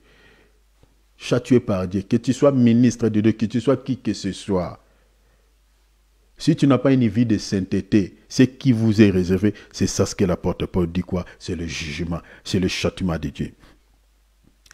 Il dit, Dieu tire vengeance à toutes ces choses, comme nous vous l'avons déjà dit. Il dit, comme nous vous l'avons déjà dit. Donc ici, l'apôtre Paul, il répète. C'est pour cela que nous disons toujours l'évangile, c'est la répétition. Dans le verset 7, il dit, car Dieu ne nous a pas appelés à l'impureté. Chers enfants de Dieu, nous devons se débarrasser de toute souillure, de toute impureté. L'apôtre Paul dit, mais à la sanctification. Dieu ne nous a pas appelés à l'impureté, mais à la sanctification. Mais ce qui m'intéresse, c'est la dernière partie. Il dit, celui donc qui rejette ses préceptes. Oh mon Dieu. Il dit, celui donc qui rejette, en d'autres termes, cet enseignement que je viens de vous donner. Celui donc qui rejette en réalité ces principes fondamentaux, il dit quoi? Ne rejette pas un homme, mais Dieu qui vous a aussi donné son Saint-Esprit. Ah, donc vous comprenez que mes bien-aimés, rejeter la parole de Dieu, c'est rejeter en réalité le Seigneur. Ne pas obéir à la parole de Dieu, en réalité vous êtes en train de rejeter le Messie. C'est que c'est humble serviteur de Dieu, c'est moindre serviteur de Dieu vous prêche. Chers enfants de Dieu, en réalité, quand vous rejetez ça, vous ne rejetez pas un homme. C'est ça ce que Dieu a dit à Samuel. Samuel, l'Israël ne t'a pas rejeté, mais en réalité, ils m'ont rejeté. C'est ça ce que Dieu dit. Si l'apôtre Paul dit, c'est que je viens de vous dire, je vous ai déjà dit cela. Mais si vous rejetez tous ces préceptes, vous ne rejetez pas un homme, mais vous rejetez en réalité Dieu. Donc Dieu, c'est cette parole que l'apôtre Paul vient de prêcher. Jésus, c'est cette parole que l'apôtre Paul a annoncée. La vie de sainteté, s'éloigner de la cupidité, s'éloigner de l'impudicité. C'est-à-dire quand quelqu'un se conserve pur, quand quelqu'un obéit à la parole de Dieu, en réalité, celui-là, il reçoit. C'est celui-là qui a Jésus en réalité dans son cœur, qui garde Jésus dans son cœur. Mais celui qui n'obéit pas à l'évangile véritable, l'évangile que nous sommes en train de vous prêcher, matin, midi, soir, en réalité, il rejette Christ. En réalité, il rejette le Messie. En réalité, il rejette même le Saint-Esprit qui lui a donné le sceau de l'Esprit pour le jour de la rédemption. Il ne rejette pas un homme. Tout vrai serviteur de Dieu qui vous annonce la vérité, chers enfants de Dieu. Si vous ne respectez pas ce qu'il vous prêche, vous ne rejetez pas les hommes, mais vous rejetez en réalité Dieu qui vous a donné son Esprit Saint. Mais qu'est-ce qui est réservé aux gens qui rejettent? J'aimerais lire cela avant de finir. Jésus dit dans Luc 10:16, « Celui qui vous écoute m'écoute, et celui qui vous rejette me rejette. » Vous voyez? Celui qui vous écoute m'écoute. C'est-à-dire quand un vrai serviteur de Dieu vous annonce la vérité, si vous écoutez ce qu'il vous dit, si vous mettez en pratique ce qu'il vous prêche, en réalité, vous êtes en train d'obéir à Christ. Vous êtes en train d'écouter et de mettre en pratique ce que Dieu vous dit. Ce n'est pas un homme. Mais le Seigneur dit, et celui qui vous rejette, me rejette aussi. Quand vous rejetez les vrais serviteurs de Dieu, quand vous refusez d'écouter ce que le vrai serviteur de Dieu vous dit, en réalité, vous rejetez Christ. C'est ça ce qu'il dit. Aujourd'hui, le constat est amer. Les serviteurs de Dieu qui sont aimés, l'évangile que les gens aiment plus, c'est cet évangile qui est prêché par les faux prophètes. C'est ça le constat. Quand on prêche les choses qui caressent au sens du poil, là, il y a des amens. Ces hommes de Dieu-là sont glorifiés. Ah, voilà, ça c'est un vrai serviteur de Dieu. Mais les serviteurs de Dieu qui parlent souvent de l'enfer, les serviteurs de Dieu qui prêchent souvent sur le jugement dernier, ce sont des ministres de Dieu qui sont détestés, qui sont haïs, qui sont taxés de tous les maux. Il y a quelqu'un sur ma page qui m'a insulté. Je n'aimerais pas vous dire ce qu'il m'a dit. Mais je regarde pourquoi il m'a insulté. Je vérifie mon message. Il m'a insulté juste parce que je prêche la vérité. Les vrais ministres de Dieu, ça ne commence pas aujourd'hui. Sont souvent rejetés. Surtout l'évangile que nous prêchons là, qui n'ont rien à voir avec la chair. Mais c'est compliqué. C'est compliqué. Mais le Seigneur dit, celui qui vous rejette, me rejette. Rejette aussi quoi? La parole. Et dit, celui qui me rejette, rejette celui qui m'a envoyé en réalité. Chers enfants de Dieu, faisons attention. Quand vous rejetez un vrai ministre de Dieu, vous rejetez en réalité son maître, celui qui l'a envoyé. Vous rejetez même sa parole. Jean 12, 48, le Seigneur dit, « Celui qui me rejette et qui ne reçoit pas mes paroles, à son juge. » À son juge. La parole que j'ai annoncée, c'est elle qui les jugera au dernier jour. Ça, c'est très dangereux. Vous voyez maintenant, quand on rejette la vraie parole, quand on rejette la bonne parole, cher enfant de Dieu, c'est le salut qui est en jeu.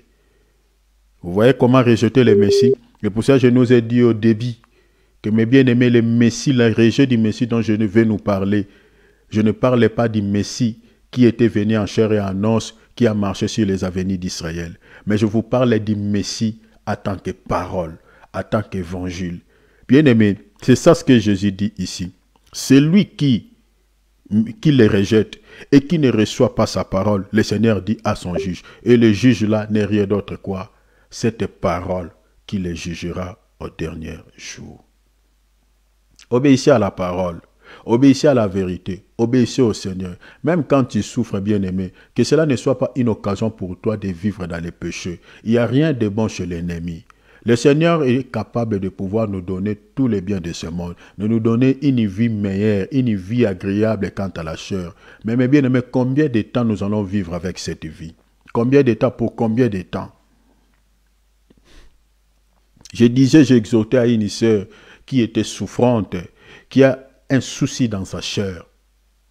Je dis pour ton cas, parce qu'on avait déjà prié. Je dis pour ce cas, ne continue plus à prier Dieu que le Seigneur guérit moi.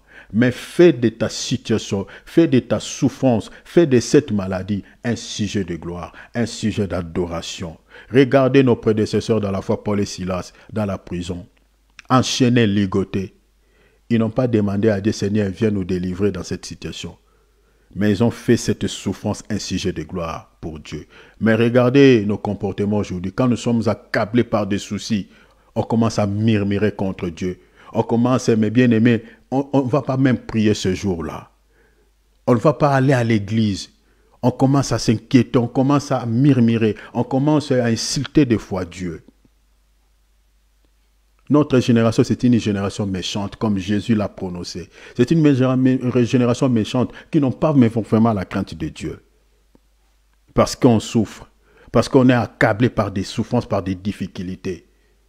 Et on insulte Dieu, et on murmure contre Dieu. Mais regarde nos prédécesseurs, ceux qui nous ont légué cet évangile, les apôtres qui nous ont enseigné ces choses, regardez leur comportement dans la détresse, regardez leur comportement dans la souffrance. L'apôtre Paul et Silas, ils louaient Dieu. Ils louaient. La Bible dit même les prisonniers les entendaient. C'est-à-dire ils louaient Dieu à haute voix. Comme si les gens étaient dans un festin, dans une fête. Mais alors qu'ils étaient dans la souffrance. C'est ça l'attitude que nous devons avoir. Même quand nous sommes dans la souffrance. Quand même les choses ne marchent pas. C'est cette attitude-là que nous devons avoir. Ainsi, nous allons garder toujours le Seigneur dans nos cœurs. Mais si à cause de certaines situations de la vie, certaines complications de la vie commencent à affecter notre foi et on refuse de prier et on ne veut plus obéir à la parole, c'est ça le rejet du Messie. Et ce rejet-là nous coûtera cher, mes bien-aimés, sur notre futur éternel. Ce n'est pas si autre chose qui nous attendra, c'est le jugement. Faisons attention. Je m'arrête ici, nous allons prier. Je ne sais pas comment est-ce que le Seigneur t'a parlé? Peut-être le Seigneur t'a parlé d'une manière ou d'une autre. Nous allons prier. Tu vas demander au Seigneur qu'il t'aide. Ouvrons nos micros. Que le Seigneur puisse t'aider. Demande à Dieu, advienne que pourra. Que rien ne te sépare du Seigneur. Que rien ne te sépare du Seigneur. Que rien ne te sépare du Seigneur. Demande à Jésus, même dans la maladie, même dans les manquements, même dans une situation très très compliquée, dis comme Paul, rien ne me séparera de ton amour, ni la mort, ni la vie, ni les persécutions ne pourra me séparer de ton amour. Je resterai fidèle à toi, Seigneur. Je te garderai dans mon cœur. Je ne te rejetterai pas comme l'Israël. Mais Seigneur, donne-moi la force, donne-moi les qualités d'un vrai chrétien, d'être fidèle à toi jusqu'au soir de ma vie si tu tardes à venir. Prions au nom de Jésus, alléluia. Père notre Dieu, Père notre Dieu, nous avons entendu ta voix. Alléluia, alléluia. Tu nous as parlé, Seigneur.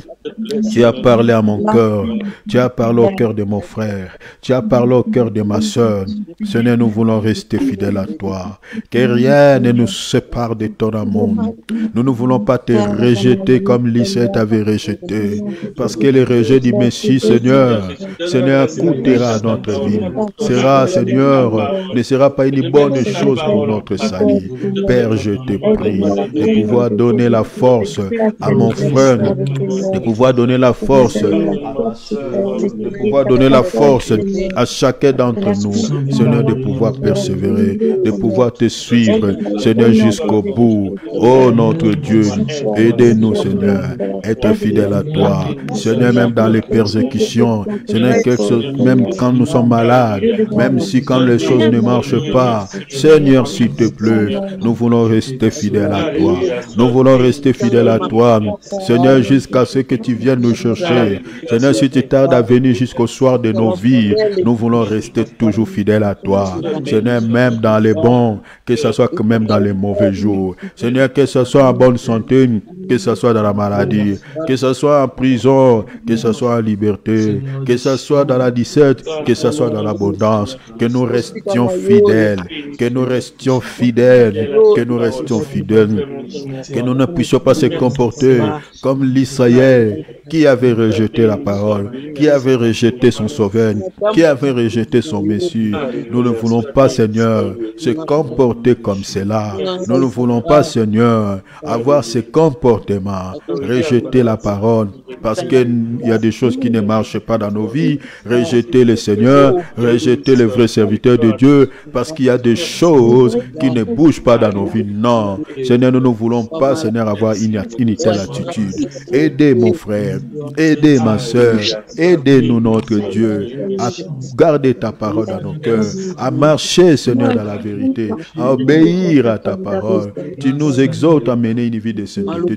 Tu nous exhortes à vivre, Seigneur, dans l'honnêteté. Tu nous exhortes, Seigneur, à vivre, Seigneur, dans la pureté, non dans l'impureté. Et la Bible nous dit, si nous rejetons ces préceptes, nous ne rejetons pas un homme, mais nous rejetons notre Sauveur. Nous rejetons celui qui nous sauve, celui qui nous a donné son Esprit Saint. Seigneur, s'il te plaît, aidez-nous. Donnez-nous les qualités de vrais chrétiens. Donnez-nous les capacités de vrais chrétiens. Que nous puissions obéir à toi. Que nous puissions respecter ta parole. Au nom de Jésus. Au nom de Jésus. Au nom de Jésus. Au nom de Jésus. Alléluia. Alléluia. Amen. Alléluia. Gloire à ton nom. J'irai là-bas parmi les anges, près d'Emmanuel, me consoler, passant mon temps à la louange,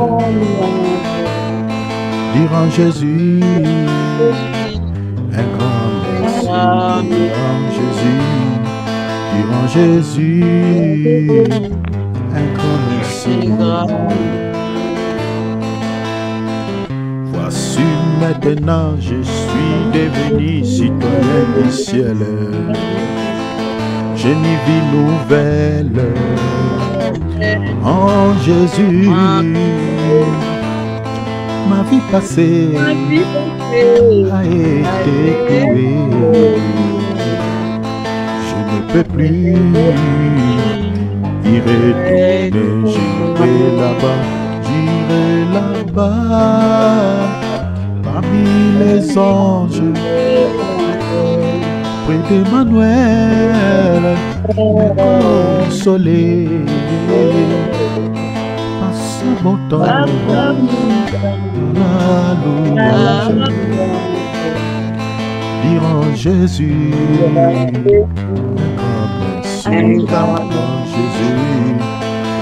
Jésus, Jésus, un grand merci. remettons cette soirée entre les mains du Seigneur. Que ce soit une soirée bénie. Demande à Jésus qu'il te garde, qu'il éloigne toute surprise désagréable. Bénis cette soirée. Prions au nom de Jésus. Remettons notre rencontre du dimanche à 15h entre les mains du Seigneur. Prions, alléluia. Père, nous remettons cette soirée entre tes mains. Seigneur, que ce soit une soirée bénie au nom de Jésus. Père, s'il te plaît, nous te demandons, notre Dieu, sois avec nous, Seigneur, cette soirée. Que ce soit une soirée de paix, que ce soit une soirée de grâce, que ce soit une soirée, Seigneur, où tu vas nous rendre visite, notre Dieu. Je te prie, Père, s'il te plaît, rends-nous visite cette soirée. Seigneur, parle-nous au travers des songes et des visions. Seigneur, s'il te plaît, viens encore, Seigneur, ajouter un plus dans nos cœurs. Pendant que, Seigneur, nous allons dormir, parle-nous d'une manière ou d'une autre. Nous bénissons cette soirée.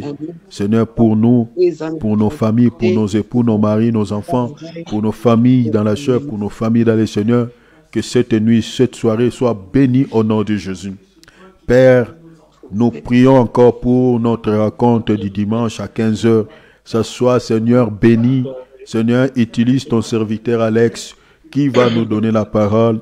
Seigneur, sois avec lui. Seigneur, nous voulons qu'il soit un canal de bénédiction. Seigneur, pour le temps que nous allons passer dans ta présence, utilise-lui, sois avec lui, dans le nom de Jésus. Seigneur, merci pour le temps que tu nous donnes. Oh, que ton nom soit béni, que ton nom soit élevé, le roi de gloire, le Seigneur de gloire. Je te loue, je te bénis. Merci, Seigneur, pour le temps que nous venons de passer dans ta présence. Au nom merveilleux de Jésus. Alléluia.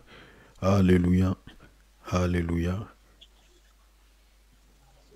L'homme de Dieu, Alex, si tu peux bénir le peuple de Dieu et au travers de la parole qu'il vient d'écouter, si tu peux remettre tous les enfants de Dieu entre les mains du Seigneur et prier pour ceux qui sont malades, s'il vous plaît, l'homme de Dieu. Seigneur Dieu des gloires, nous te disons merci, nous te bénissons, Père. Merci pour ta parole qui est sortie ce soir. Seigneur Dieu, nous prions que nous puissions rester attachés à toi seul, et que ta parole puisse demeurer en nous. Toute chose passera, mais ta parole ne passera jamais. Seigneur, nous puissions demeurer dans ta parole. Que mon frère, ma soeur puissent demeurer dans ta parole au nom puissant de Jésus-Christ.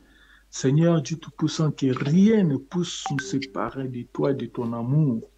Seigneur, peu importe, Seigneur, des temps difficiles, des temps compliqués qui peuvent traverser mon frère et ma soeur. Seigneur, nous prions que nous soyons toujours racinés en toi et que toi, tu puisses soutenir notre foi et que rien ne puisse nous éloigner de ton amour au nom puissant de Jésus. Je prie pour tes enfants, Seigneur. Je prie pour mon frère, pour ma soeur qui est malade pendant ce temps, qui traverse des temps difficiles, qui traverse des moments difficiles. Est-ce que ta main puissante puisse les visiter?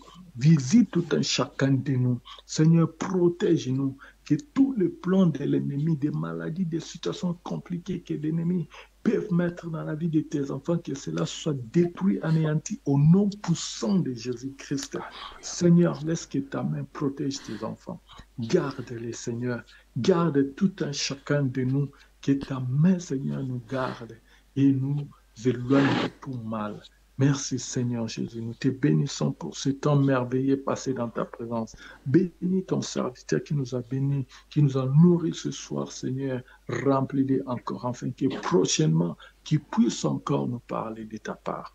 Que la gloire, la louange te soit rendue et nous remettons cette soirée entre tes mains et toi tu puisses nous visiter, nous parler encore plus. Au nom puissant merveilleux de Jésus-Christ, nous avons prié. Amen. Amen, amen. Acclamons le Seigneur. Gloire à Dieu. Gloire à Dieu. Que le nom du Seigneur soit béni.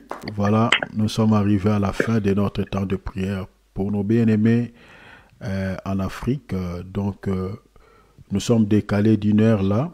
Donc, si ici en France, nous sommes 15 heures, là-bas 14 heures. Donc, chaque fois, vous devez mettre ça dans votre esprit que les cultes pour vous commencent à 14 heures. Donc chaque samedi et dimanche. Hein? N'oubliez pas. Peut-être c'est un peu compliqué, mais voilà, c'est le Seigneur qui a créé voilà, toutes ces différentes choses. Donc demain, 15 heures pour ceux qui sont en Europe et 14 heures pour nos bien-aimés en Afrique. Voilà. Nous séparons-nous par des salutations. On fait comme d'habitude. Voilà. Saluons-nous les uns les autres au nom de Jésus. Voilà. Bonne soirée à tous. Dieu vous bénisse. Sois béni, mon frère Philippe. Amen. Sois béni, l'homme de Dieu Alex. Merci, mon Philippe. Dieu bénisse Nicole. Sois béni, soyez bénis, frères et Dieu sœurs. bénisse mon frère Alex. Amen. Amen. Dieu bénisse mon frère David. Merci, mon frère Philippe. Merci, Babette. Amen. Amen. Sois béni, l'homme de Dieu Alex. Sois béni, Philippe. Maman Amen. Adrienne, Pareil, mon frère. ma sœur Jolie, Michael, mon amour Brigitte, Dieu te bénisse, mes enfants, Soyez tous bénis. soyez bénis, Sois béni tous mon bénis. frère Alex. Ma sœur Nicole, sois bénie. Ah, sois bénie, ma fille Alexia, Dieu te bénisse. Maman Nancy également, sois bénie. Maman Nicole, sois bénie. Saluons-nous, Amen. voilà. Soyez tous bénis grandement, richement, Nicole, profondément. Dieu Seigneur. bénisse Que rien ne Nicole. nous sépare du Seigneur. recevez Et frères et sœurs, Amen. Bon week-end. Bon week-end, à demain. Merci beaucoup. Amen, amen, amen. Bonne soirée Amen. à tous et ciao. Ciao. Ciao, bonne soirée. Ciao, bonne soirée. Merci. Papa Berger, Papa Donna vous salue, il est ici. Oh, Papa Donna, bonsoir, Papa Donna, c'est longtemps.